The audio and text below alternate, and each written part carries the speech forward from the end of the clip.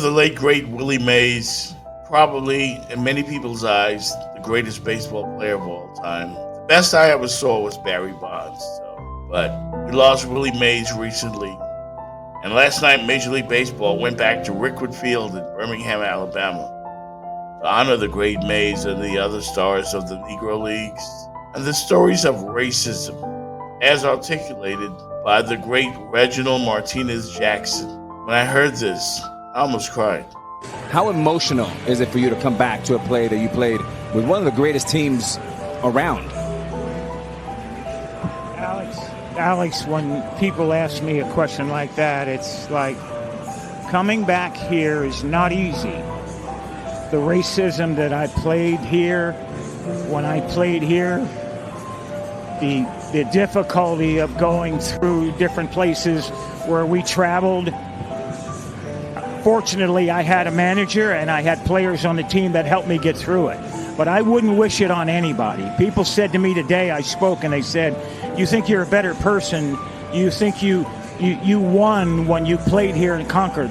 I said, I would never want to do it again. I walked into restaurants and they would point at me and said, the nigger can't eat here.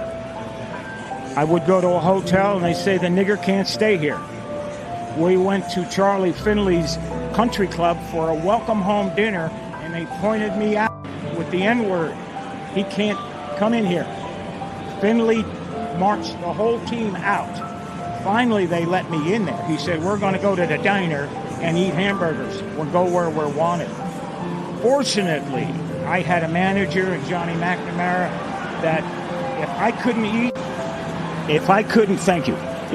eat in the place, nobody would eat. We'd get food to travel. If I couldn't stay in a hotel, they'd drive to the next hotel and find a place where I could stay. Had it not been for Raleigh Fingers, Johnny McNamara, Dave Duncan, Joe and Sharon Rudy, I slept on their couch 3-4 nights a week for about a month and a half. Finally, they were threatened that they would burn our apartment complex down unless I got out. I wouldn't wish it on anyone. Yeah, I wouldn't wish that on anybody either. I mean, all of this hate just because he's black. And as Reggie put it got worse. I wouldn't wish it on anyone. The year I came here, Bull Connor was the sheriff the year before. And they took minor league baseball out of here because in 1963, the Klan murdered 4 black girls, children, in 11, 12, 14 years old at a church here and never got indicted. They were from the Klan. Life magazine did a story on them like they were being honored. I wouldn't wish it on anyone.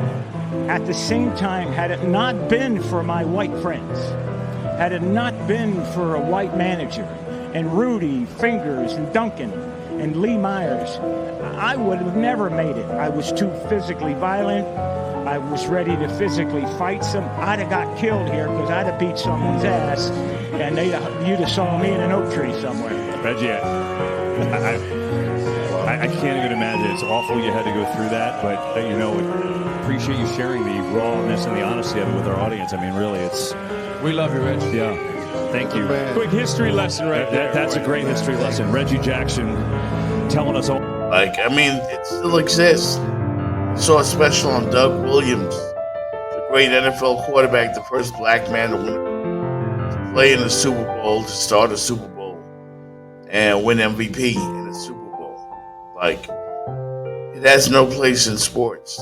And it's imperative for myself and every black sports show, talk show host in America, and every podcast host, and every writer, and everyone that's involved in black media. This is why we are so important. Because our stories need to be told, and our voices need to be heard. The fight is not finished.